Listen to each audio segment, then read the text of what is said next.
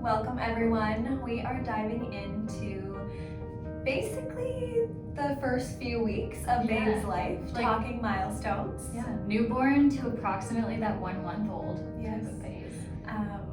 And now, of course, I'm sure you're already aware because you're noticing it, but we are going to dive into what we're looking for in baby's positioning, why, some alternatives to get there, and if they're fussy in certain positions, how to help with all of the things going on in their little bodies, figuring out their new world.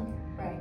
So some at-home techniques for you, so stay tuned. Know that more of these milestone videos will be coming, and pieces of it will certainly overlap because nobody, especially babies, is a textbook, right? So of course we don't go step by step necessarily, and some of these conditions, symptoms, things that you see could pop up at any time, could pop up at 2 months, 4 months. So yeah, let us know what you need when we're done with this video. But I think we're going to kick it off with some suture rubbing. That may be a term that is new to you.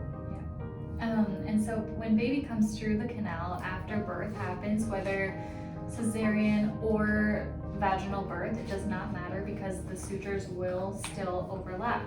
And so Mariah has the skull here, and so these sutures will actually overlap just a teeny bit to allow head to come through the birth canal, however they are born.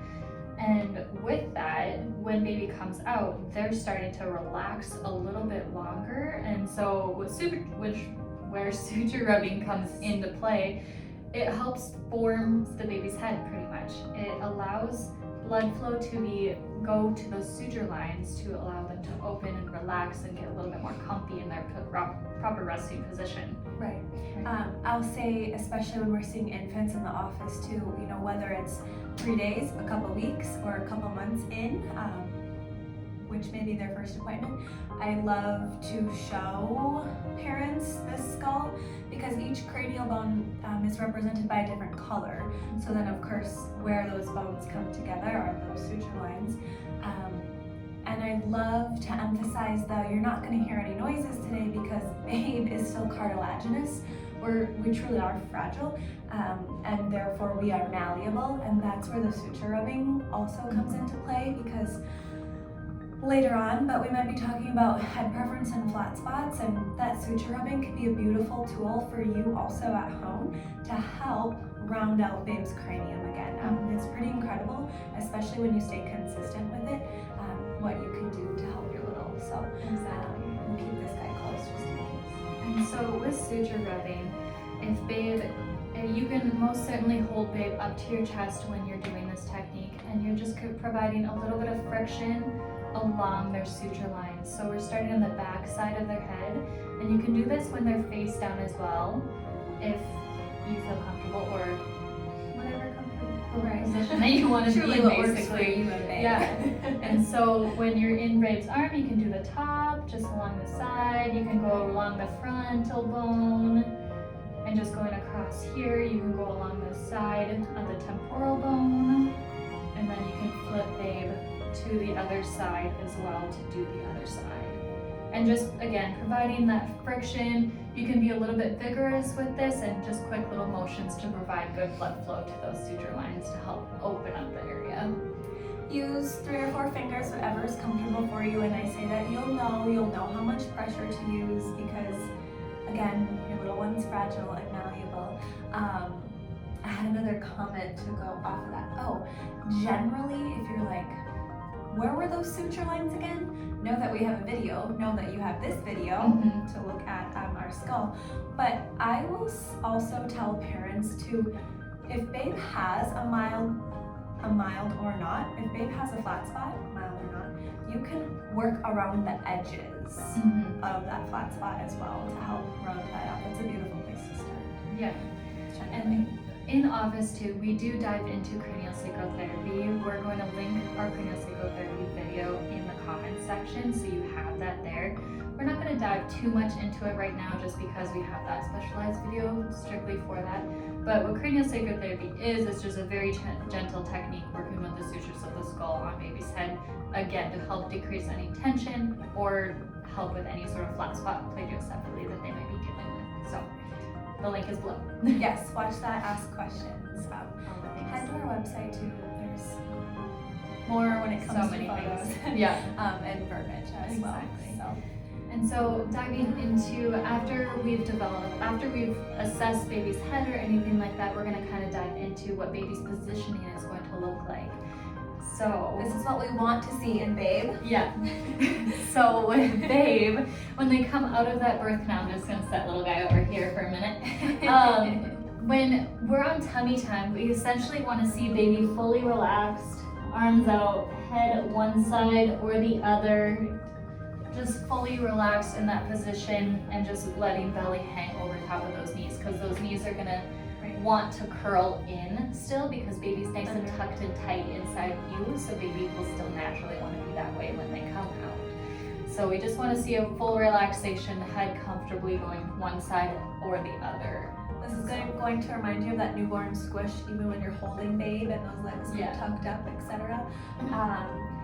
But of course, we love to see and almost challenge that position a little bit on some tummy time in here, because as Dr. Jess just mentioned, Babe's in that fetal position for the most part in the womb, and tummy time will help open up chest, will help open up shoulders, so that we aren't here, so that Babe isn't here and isn't so maybe tight and or rigid all the time. So you may even notice, I had a little Babe today lying face up, and those arms were relaxed out here, and I was like, that's really awesome to see. It's awesome just to see that Babe isn't here all the time.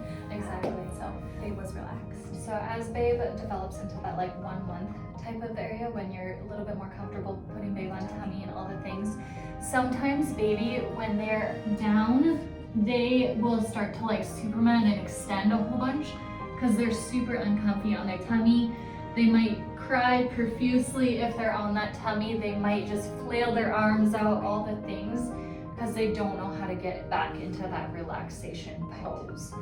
And so emphasizing on tummy time when they're babies is huge, important, and all the fun things with them, and they can develop into comfy. Right. We also have an alternative tummy times video. No, that could look like you on the ground, on bed, and Babe propped up on your leg a little bit. Now, remember when, for the most part, we just talked about when Babe is relaxed completely flat or maybe on you, that Babe's arms are out to the side and head is relaxed one direction or the other. As Babe grows, we like those arms to be tucked up under. So pending the age of your Babe, Babe's arms can support him or her, but again, the alternative tummy time is so important to help stretch everything out, and that includes our diaphragm as well. We can be tight there. And so diving into diaphragm tightness, tell you more. When Babe comes into our office, we love any newborn Babe, any new Babe of any age, we love to check their mouth. What we're looking for in their mouth is a tongue or lip tie. So the picture that we're going to show you in a little bit explains or shows you the fascial connection from the tongue all the way down to the big toe. The toes, you guys. Yeah. Now, so maybe small disclaimer for one, we refer and utilize our pediatric dentists in the area to confirm, diagnosis of that lip or tongue tie, because that tissue, that frenulum, can be there on just about everybody. Exactly. Right? Mine are still there. Yeah. We won't dive into what that can look like necessarily down the road. If present, if tight, if really thick, if restricting mobility, but that our job is to assess the function and whatnot, the tension, and then help you decide and maybe refer. And then I also wanted to say something else along that line with the tightness. Yeah. Maybe it'll come back to me. Oh, I'm sorry. We're talking about the fascia. Dr. Jess just told you it connects from our mouth, from our tongue down into our toes. And I just like to say, think of your fascia strong like your muscle, but almost like saran wrap. It's thin, but it's so tight, you guys, and so strong. So most people are familiar with their IT band that runs on the outer leg, that band of fascia. So this connection, and fascia is literally everywhere. It surrounds our organs, it surrounds all of our muscles, it's inside our muscles, all the fun things. And so this direct fascial line that we're talking about is very specific to the mouth. tongue, right, all the way throughout through the body. Exactly. Well, again, I'll show you that picture. And so, as you see this photo, we want you to pay attention to, again, the tissue kind of starting at the mouth, at the tongue, and how it goes down into your diaphragm. Your diaphragm is your primary breathing muscle, which sits at your rib cage.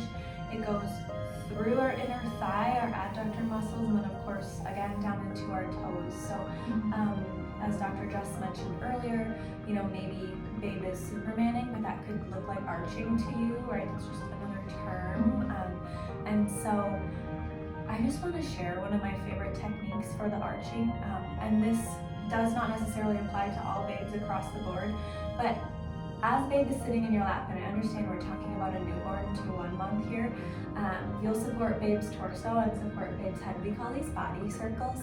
So you get lateral flexion, extension, lateral flexion, and flexion again. That can be a nice way to just help stretch some of the tissue in babe's torso, right, in babe's body. But of course, when you're in here, and as you'll see, we have many more techniques to help decrease some of that tension. Exactly. And so when we're looking for latching, anything to do with the mouth and looking for that tightness, we're checking tongue mobility, kind of playing around with their latch. So we're checking for arch, just to make sure that their tongue is on the roof of their mouth when they're in resting posture. We're checking for lip mobility to open up with breastfeeding, or bottle feeding. So we're just looking for all of the support and mobility with their mouth as well. Of course, we wear gloves when we do this. Of course, I'll say mouth breathing is something else that we can see with some of that tension in and around the lower cavity as well.